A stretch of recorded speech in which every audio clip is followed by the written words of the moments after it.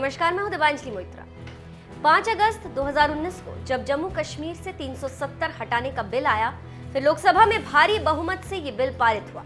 उसके बाद राज्यसभा ने अनुच्छेद 370 की अधिकतर धाराओं को खत्म करने के संकल्प को मंजूरी दे दी। राज्यसभा से मंजूरी मिल जाने के बाद कश्मीर से 370 हट गया। उसी को लेकर पाकिस्तान बिलबिला उठा और दुनिया के हर फोरम पर गया, लेकिन उसे सफलता नहीं मिली।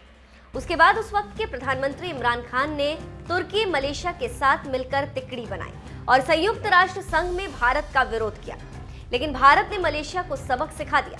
उसके बाद तुर्की को सबक सिखाया। खबरों की माने तो तुर्की को भारत ने संयुक्त राष्ट्र में तगड़ी लताड़ लगाई।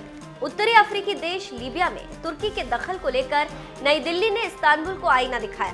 संयुक्त राष्ट्र में भारत की राजदूत रुचिरा कंबोज ने जोर देकर कहा कि लीबिया की संप्रभुता, एकता और क्षेत्रीय अखंडता की रक्षा की जानी चाहिए। दरअसल तुर्की लीबिया में हथियारबंद विद्रोही गुटों का खुलकर साथ दे रहा और वहां एक तरह से अपनी कठपुतली सरकार बैठाने की नापाक कोशिश कर रहा।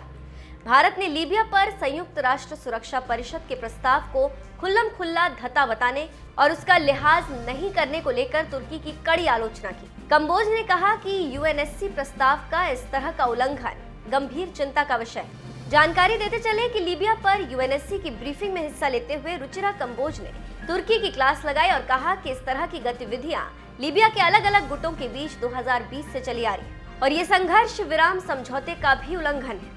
तुर्की की इन गतिविधियों का लीबिया में पहले से ही चले आ रहे राजनीतिक गतिरोध पर बुरा असर पड़ रहा है। भारत के संयुक्त राष्ट्र में इसी रुख को देखते हुए लोग तुर्की के ऊपर भारत के हमले और बदला लेने के नजरिए से देख रहे हैं और कह रहे हैं कि हाल के सालों में भारत और तुर्की के रिश्तों में दूरी बढ़ी।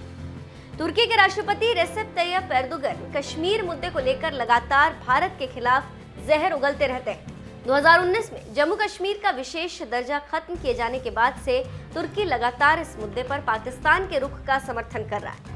यहाँ तक कि संयुक्त राष्ट्र के मंच से भी कश्मीर पर पाकिस्तान के रुख का समर्थन करता रहा। भारत बार बार अपने आंतरिक मसलों पर बाहरी देशों को टिप्पणी करने या दखल देने की कोशिश से बाज आने की नसीहत देता रहा, लेकिन तुर्की समझने को तैयार नहीं।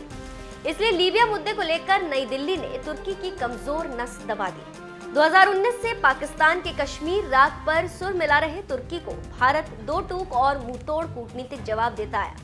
उसी साल नई दिल्ली ने पूर्वोत्तर सीरिया में कुर्दों के इलाकों में तुर्की की तरफ से किए जा रहे हमलों पर न सिर्फ ऐतराज जताया था, बल्कि उसे सीरिया के आंतरिक मामलों में दखल करार दिया था। तो आप समझ सकते हैं कि कैसे भारत ने संयुक्त राष्ट्र संघ में तुर्की की क्लास लगाई और कैसे तुर्की तकलीफ पाकर कराह रहा है। देखना होगा कि तुर्की के राजदूत का क्या रिएक्शन।